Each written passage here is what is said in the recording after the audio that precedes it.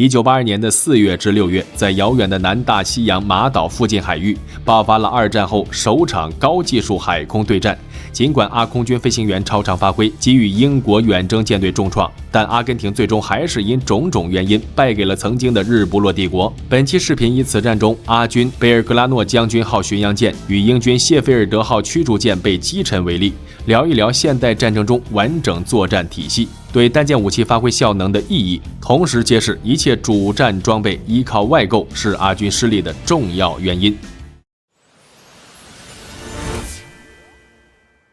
1982年4月2日，阿根廷悍然出兵，侵占了与英国争议了上百年的马尔维纳斯群岛。此举激怒了英国首相撒切尔夫人。第二天，英国内阁召开紧急会议，下令组织舰队前往马岛水域。4月4日，战备等级最高的3艘勇士级攻击核潜艇就起锚出航。4月12日，英国政府宣布封锁马岛周围200海里水域。阿根廷人这才意识到英国人是来真的，但仍想不到英军除了正在阿森松岛进行补给和编队演练的水面舰艇，3艘续航里程无限的核潜艇已经以每天约600海里的高速到达了马岛附近海域。还以为己方有主场优势的阿根廷军政府于26日派出全部战舰，组成了3个作战编队，前往马岛海域进行巡逻，并准备攻击英军的飞机战舰。其海军中唯一的巡洋舰贝尔格拉诺将军号与2艘驱逐舰组成的编队不幸撞到了征服者号核潜艇的枪口上。将军号巡洋舰前身是1938年完工的美国海军凤凰城号布鲁克林级轻巡洋舰，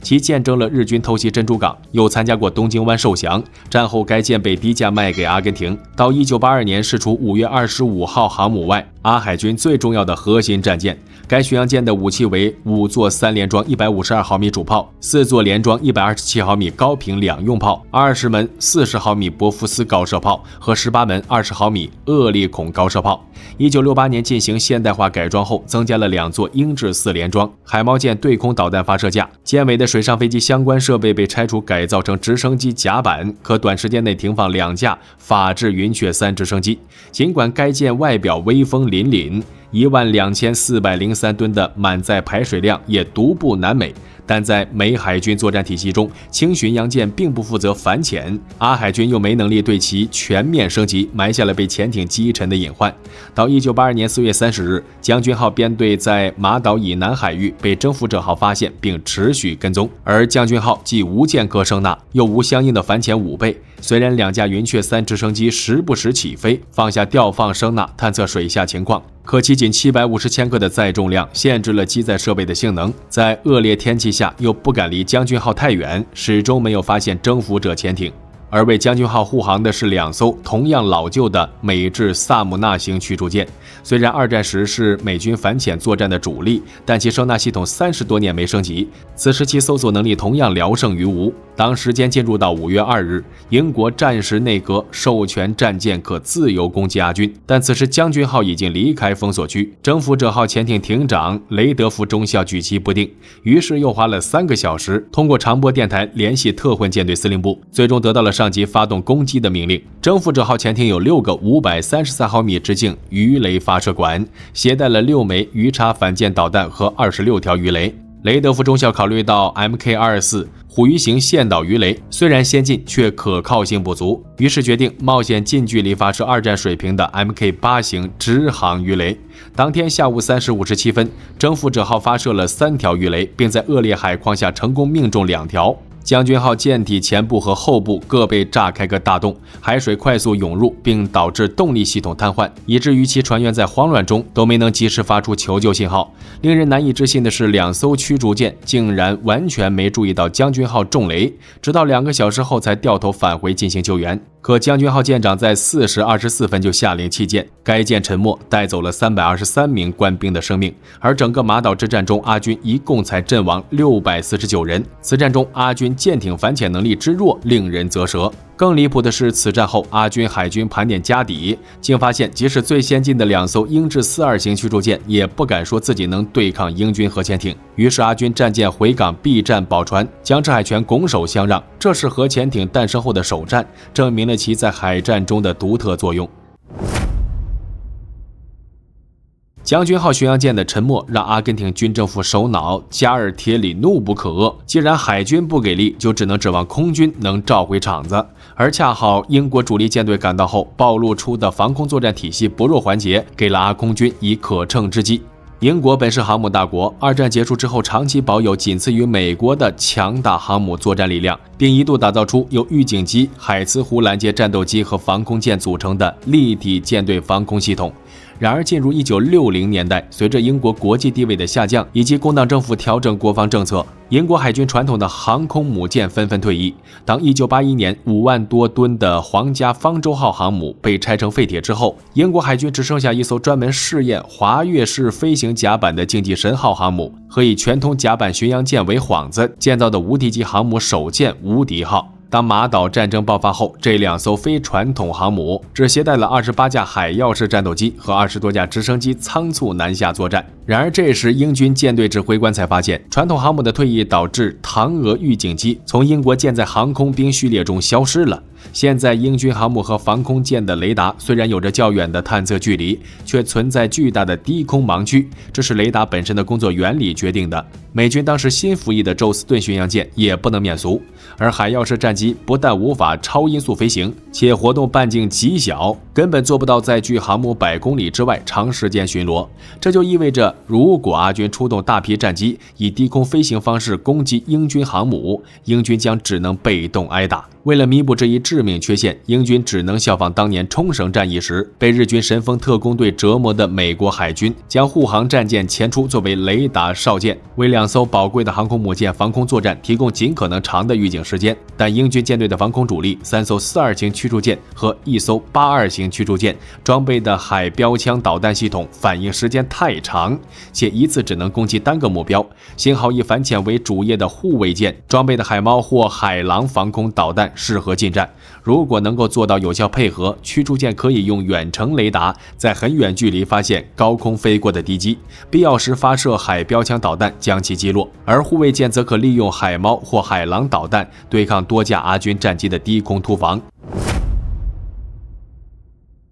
然而英军被迫将防空舰前出到海鹞战机活动半径外的部署，却让阿空军有了对其突袭的机会。5月3日开始，阿根廷空军双管齐下，一面通过监视海鹞战机的活动规律来导退其航母的位置，另一方面出动美制海王星反潜巡逻机搜索外围英军雷达哨舰。5月4日早8时，海王星发现了马岛东南100公里的英军编队，其中包括有闪光的谢菲之称的42型谢菲尔德号驱逐舰。1小时45分之后，阿军2架法制超军旗攻击机从火地岛里约格兰德机场起飞，每架超军旗右翼挂一枚 AM-39飞鱼空舰导弹，左翼则挂一个副油箱。2机经过 KC-130H 空中加油后，先通过超低空飞行来避免被英军的远程预警雷达发现，直到距离目标46公里时，2架超军旗才爬升到150米高度，打开雷达确定目标方位，再立即重新降低高度，于11时4分向2艘英舰各发射1枚飞鱼导弹，其中1枚直扑谢菲尔德号。而这时谢菲尔德号上的官兵因为过度相信己方装备而麻痹大意，同时战舰防空系统所有的 bug 竟然同时被触发了。首先，由于没有预警机，英舰只靠舰载雷达无法发现低空飞来的超军旗。其次，由于之前法国拍胸脯向英国保证阿军还没有将超军旗与飞鱼导弹整合成一个系统，以至于英军根本就没有预料到会遭到飞鱼导弹的突袭。甚至连 ESM 系统的电脑中将飞鱼导弹识别为己方发射的无威胁武器，探测到其雷达波也不会发出警报。更离谱的是，由于该舰的舰体过于紧凑，导致电子设备互相干扰。当时该舰正通过卫星通讯天线与伦敦联系，于是关闭了远程警戒雷达。结果飞鱼导弹到了目视距离之内才被一个英国士兵看见，偏偏谢菲尔德号又没有密集阵那样的近防炮系统，电子干扰天线和干扰弹发射器也没有被第一时间启动，结果谢菲尔德号被飞鱼导弹命中，6天后沉入了冰冷的大西洋，成为了此战中英军损失的首艘主力舰。